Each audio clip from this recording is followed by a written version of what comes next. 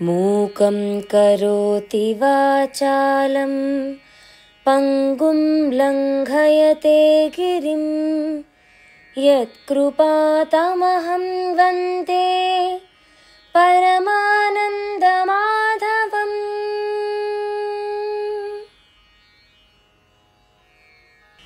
अधरं मधुरं वदनं मधुरं नयनं मधुरं हसितं मधुरम्। अधरं मधुरं वदनं मधुरं नयनं मधुरं हसितं मधुरं। हृदयं मधुरं गमनं मधुरं मधुराधिपतेरखिलं मधुरम्। वचनं मधुरं चरितं मधुरं वसनं मधुरं वलितं मधुरं चलितं मधुरं भ्रमितं मधुरं मधुराधिपतेरखिलं मधुरम्। वेणुर्मधुरो रेणुर्मधुरः पाणिर्मधुरः पादौ मधुरौ।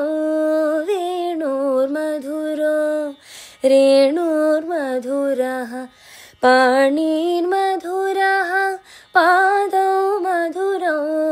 नृत्यं मधुरं सख्यं मधुरं मधुराधिपतेरखिलं मधुरम्। गीतं मधुरं पीतं मधुरं भुक्तं मधुरं सुप्तं मधुरं। गीतं मधुरं पीतं मधुरं भुक्तं मधुरं सुप्तं मधुरं। रूपं मधुरं तिलकं मधुरं मधुराधिपतेरखिलं मधुरम्। करणं मधुरं तरणं मधुरं हरणं मधुरं स्मरणं मधुरं। करणं मधुरं तरणं मधुरं हरणं मधुरं स्मरणं मधुरं। वमितं मधुरं शमितं मधुरं మధురాధిపతేరఖిలం మధురం. శ్రీ శ్రవణ ఛానల్కి ఈ శ్రోతలందరికీ కూడాను మరొకసారి స్వాగతం. మనం ఈ చంద్రుడి జననం గురించి, అలాగే చంద్రుడు తారాదేవిని అపహరించడం, ఆ తర్వాత బుధుడు వారికి కలిగిన పుత్రుడని తెలుసుకోవడం, ఆ తర్వాత బుధుడికి ఊరూరుడు అనే అతను పుట్టడం, అతడు ఉరుసితోటి ఏ విధంగా సమయాన్ని గడిపాడు అన్నది తెలుసుకోవడం, ఆ తర్వాత వారికి కలిగిన సంతానం, ఆ తర్వాత మనం గాది మహర్షి, విశ్వామిత్రుడు, అలాగే సత్యవతికి రుచికుడి ద్వారా సత్యవతికి జమదగ్ని తర్వాత మనకి పరశురాముడు, రాముడు అన్న పేరుతో పిలువబడే ఈ పరశురాముడు, వీరి గురించి తెలుసుకుందాం. ఈరోజు ఆయు వంశ వర్ణన అంటూ మనం మరికొంత విశ్లేషణ విన్న తర్వాత ఆ తర్వాత యదువంశాన్ని గురించి చెప్పుకుంటూ ముందుకెళ్ళిపోదాం. ముందుగా ఇప్పుడు ఈ వైశంపాయనుడు జనమేజయుడితోటి ఇలా చెప్తున్నారు అనమాట. ఏమని? ఆయు యొక్క కొడుకులు వీరులయ్యా, అందరూ కూడాను రాహు కుమార్తె ప్రభకి వీళ్ళంతా పుట్టారు. వీళ్ళు 5గురు. వీళ్ళ పేర్లు నహూషుడు, వృద్ధశర్మ, రంభుడు, రజి అనేవాడు. వీళ్ళు మహారథులుగా 3 లోకాల్లో ప్రసిద్ధికి చెందారు. రజికి 105 పుత్రులు పుట్టారయ్యా. వాళ్ళు రాజేయులని పేరు పొందారు. వాళ్ళు ఇంద్రుని కూడా భయపెట్టేవారట, అంత బలశాలుడు. దేవతలకు రాక్షసులకు యుద్ధం వచ్చినప్పుడు దేవతలు రాక్షసులు కలిసి బ్రహ్మ దగ్గరికి వెళ్ళారు. మా 2 పక్షాల్లో ఏ పక్షం విజయం సాధిస్తుంది దయచేసి చెప్పండి అని అడిగారట. అప్పుడు బ్రహ్మ రజి ఉన్న పక్షం గెలుస్తుంది అన్నట్ట. ధర్మం ఉన్న చోటే జయం ఉంటుంది అంటూ కూడా చెప్పారట. ఇలా చెప్పిన మీదట దేవతలు రాక్షసులు రజిని సేనాపతి చేసుకోవడానికి అతని దగ్గరికి వెళ్ళారట. మహారాజా, మా విజయం కోసం మీరు శ్రేష్టమైన ధనస్సును చేతబట్టండి అని 2 పక్షాల వాళ్ళని అడిగారట. అప్పుడు అర్థశాస్త్రం తెలిసిన రజి తన స్వార్థాన్ని దృష్టిలో పెట్టుకుని, ఓ ఇంద్రాది దేవతల్లారా, నేను రాక్షసులందరినీ జయించి ఇంద్రపదవిని పొందగలను అన్నాడు. ఇది విని దేవతలు సంతోషించారట.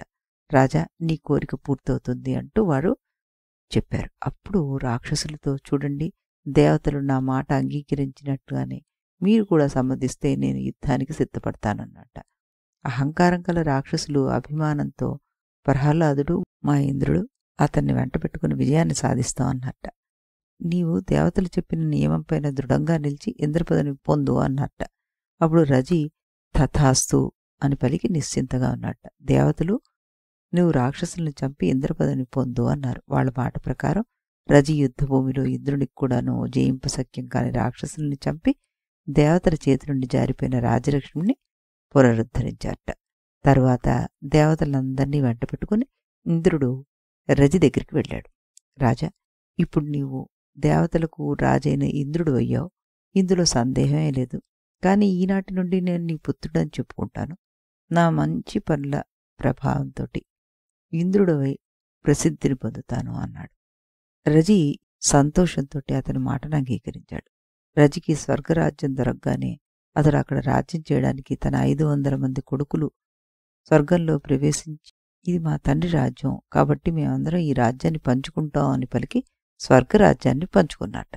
తర్వాత చాలా కాలం గడిచాక బలశాలి అయిన ఇంద్రుడు రాజ్యం కోల్పోయి బృహస్పతితోటి, మహానుభావ, రాజ్యం కోల్పోయి కృషించిపోయింది నన్ను, నా కోసం రేగు పండంత పురోడాసాన్ని అంటే యజ్ఞంలో దేవతలకిచ్చే ఆహారాన్ని నాకు కల్పించు, దాన్ని తిని బలవంతుడవుతాను అంటూ. అప్పుడు బృహస్పతి, దేవేంద్ర, నీవు నాకు ముందే చెప్పి ఉంటే నీ ప్రీతి కొరకు చేయరాందేంటో ఏమీ లేదు దేవేంద్ర, ప్రయత్నం చేస్తాను నేను అంటూ చెప్పి త్వరలోనే రాజ్యాన్ని యజ్ఞ భాగాన్ని పొందేట్లుగా చేస్తానని చెప్పారట. నువ్వు భయపడకు అంటూ భరోసా ఇచ్చారు. తర్వాత ఇంద్రుని తేజస్సు వృద్ధి పొందడానికి రజికి బుద్ధి నశించేట్లుగా పని ప్రారంభం చేశాడు బృహస్పతి. ముందు ఒక ధర్మశాస్త్రాన్ని రచించాడు. అందులో ధర్మాన్ని నిందించే మాటలు రాయించాడు. అందులోని తర్కశాస్త్రం మాటలు మూర్ఖులకు ఆనందం కలిగించేట్టుగా ఉన్నాయన్నమాట. బృహస్పతి తయారు చేసిన గ్రంథం రజి యొక్క మందబుద్ధులైన కుమారులకు బాగా నచ్చింది, సంతోషాన్ని కలిగించింది.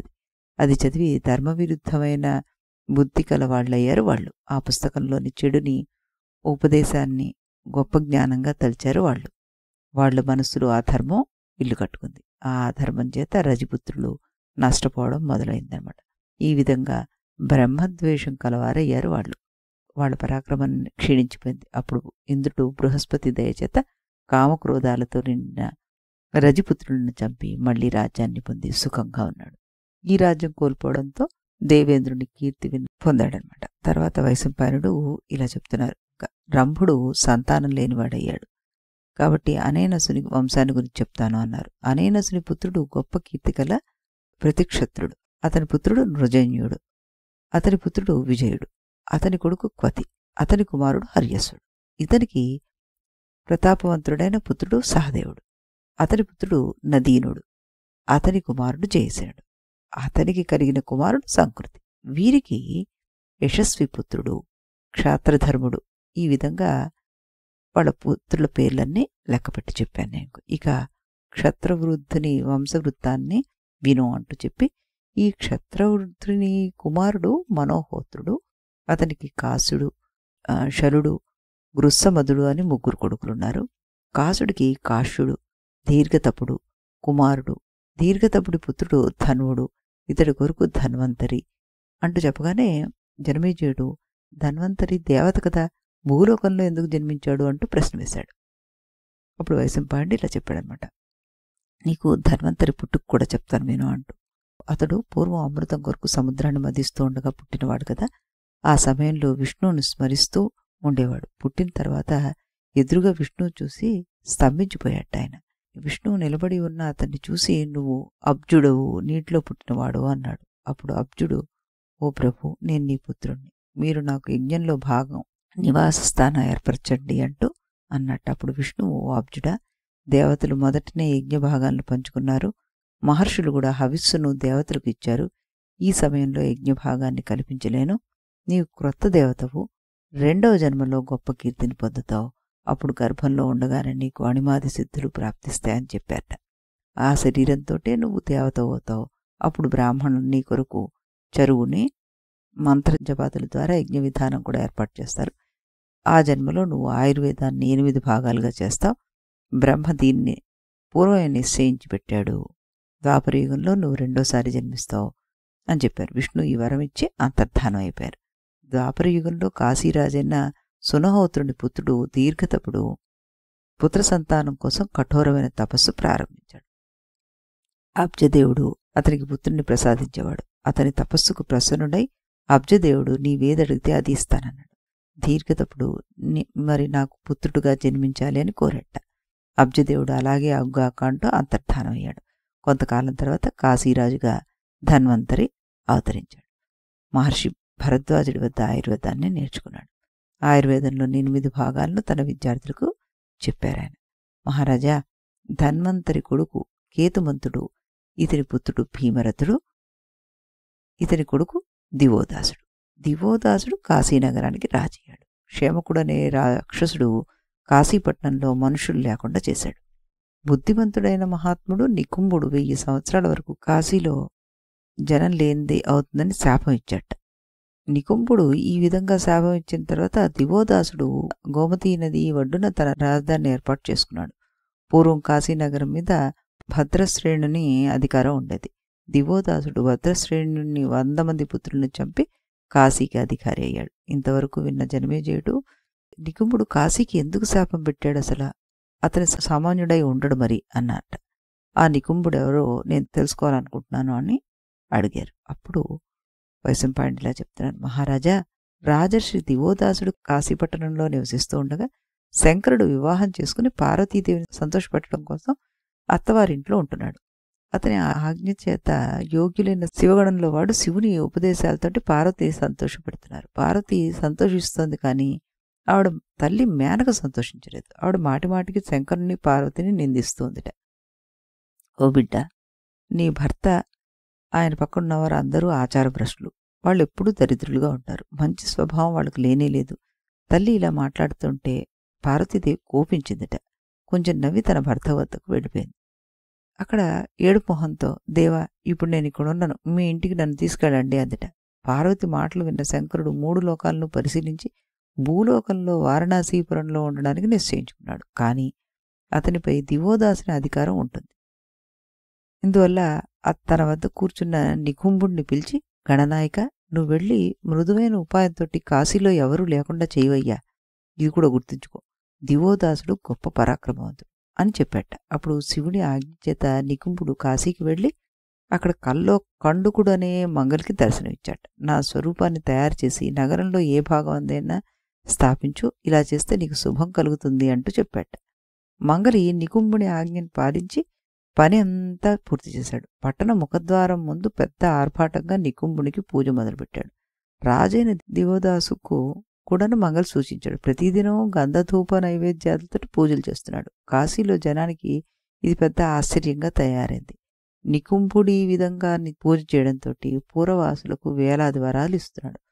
సుయాస అనే రాజు భార్య రాజు ప్రేరేపింపగా పుత్రులను కోరి వచ్చి పూజ చేసి పుత్రుడు కావాలని కోరుకుంది.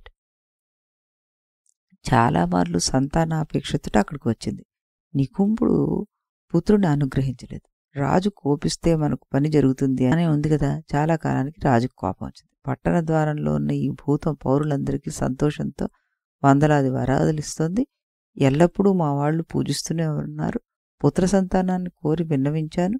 చేసిన మేలు మరిచి ఇతడు నాకు పుత్రుడిని కలగజేయడం లేదు కనుక నేను గౌరవించను. ఇతని స్థానాన్ని నాశనం చేస్తానని నిశ్చయించుకొని రాజద్రోహి అయిన దుర్మార్గుడు గణపతి స్థానాన్ని నాశనం చేశాడు. అప్పుడు నికుంభుడు ప్రత్యక్షంగా బయటపడి, ఏ కారణం లేకుండా నా మందిరాన్ని నాశనం చేసావు కనుక నీ నగరం జనం లేనిదవుతుంది అంటూ శపించాడు. ఆ శాపం చేత పట్టణం శూన్యమైంది. ఇలా శపించి నికుంభుడు శివుని వద్దకు తిరిగి వచ్చాడు. ఆ శాపం చేత పురజనులందరూ నలుదిక్కులకు పారిపోయారు. అప్పుడు శంకరుడు అక్కడ నివాస స్థానం ఏర్పరచుకున్నారన్నమాట. పార్వతీదేవిని సంతోషపెడుతూ ఉన్నారాయన. కానీ పార్వతి అక్కడ సంతోషించలేదు. నేను ఈ పట్టణంలో ఉండను అందిట. శివుడు అక్కడ అవిముక్త స్థానమే నా ఇల్లు, దీన్ని విడిచిపెట్టను, నీకు ఇష్టమైతే తండ్రి ఇంటికి వెళ్ళిపో, నేనెక్కడికి వెళ్ళనంటూ నవ్వుతూ పలిగట్ట. అందుచేత కాశీకి అవిముక్త క్షేత్రం అనే పేరు వచ్చింది. ఈ విధంగా కాశీకి శాప వృత్తాంతం అన్నమాట. దీనికి అవిముక్తం అనే పేరు రావడానికి కారణం చెప్పాను. భగవంతుడైన శివుడు పార్వతీతోటి 3 యుగాల్లోనూ నివసిస్తాడు. కలియుగంలో ఈ నగరం అంతర్ధానం చెందుతుంది. శివుడు కూడా కనపడకుండా ఉంటాడు. ఈ విధంగా శపింపబడిన తర్వాత జనులకు అది నివాసమైంది. భద్రశ్రేణుని పుత్రుడు దుర్ధముడు దివోదాసుని చేత బాలుడని దయతో అతన్ని విడిచిపెట్టబడ్డాడు. దుర్ధముడనే రాజుకి ఐహయుడు అనే కుమారుడు కలిగాడు. బలాత్కారంగా దివోదాసు అపహరించిన తండ్రి రాజ్యాన్ని సంపాదించాడు. దృషద్వతికి దివోదాసుని వల్ల ప్రతర్ధనుడు అనే కొడుకు పుట్టాడు. ఇతడు దుర్ధముడు లాక్కున్న రాజ్యాన్ని తన అధికారంలోకి తెచ్చుకున్నాడు. ప్రతర్ధనుడు వత్సుడు భర్గుడు అని 2 పుత్రులు కన్నాడు. వత్సుడికి అల్లర్కుడు, వాళ్ళకి సన్నతి పుత్రులయ్యారనమాట. కాశీరాజైన అలర్కుడు సత్యమైన ప్రతిజ్ఞ కలవాడు, బ్రహ్మవేత్త కూడాను. అలర్కుడు లోపాముద్రాదేవి అనుగ్రహం వల్ల 66,000 సంవత్సరాలు యువకుడుగా రాజ్యం చేశాడని పురాతన కథ మనకు చెప్తూ ఉంటుంది. అతనికి చాలా గొప్ప రాజ్యం ఉండేదిట. నికుంభుని శాపం చివరి కాలంలో క్షేమకుడు అనే రాక్షసుని చంపి అందమైన వారణాసి నగరాన్ని మళ్లీ ఏర్పరిచాడు. సన్నతి పుత్రుడు సునీతుడు అతనికి క్షేమ్యుడు పుత్రుడు. ఇతని పుత్రుడు కేతుమంతుడు. ఇతనికి సుకేతువు, అతనికి ధర్మకేతు, వాడికి సత్యకేతు, ఇతనికి విభటుడు. ఆ తర్వాత వారికి అనర్థుడు, ఇతనికి ఆ అనర్థుడికి సుకుమారుడు. ఆ తర్వాత అష్టకేతు, అతనికి వేణుమాతుడు, అతనికి భర్గుడు పుత్రులయ్యారు. అలర్కుడి తండ్రి వత్సుడికి వత్సభూమి, వత్సభూమి తండ్రి అయిన భార్గవునికి భృగుభూమి జన్మించారు. మహర్షి అంగీరసునికి వీరందరూ భృగు వంశంలో పుట్టారు. వత్సభూమి భృగుభూమి అను వారికి బ్రాహ్మణ క్షత్రియ వైశ్య జాతులకు చెందిన 1000 మంది జన్మించారు. వీళ్ళందరికీ కాశీరాజు మూలపురుషుడయ్యాడు అని చెప్పి ఇక రేపటి నుంచి మనం నహుషుని వృత్తాంతం విందాం అంటూ చెప్పారనమాట. అది మనం రేపు వినడానికి ప్రయత్నం చేద్దాం. అంతవరకు సెలవు.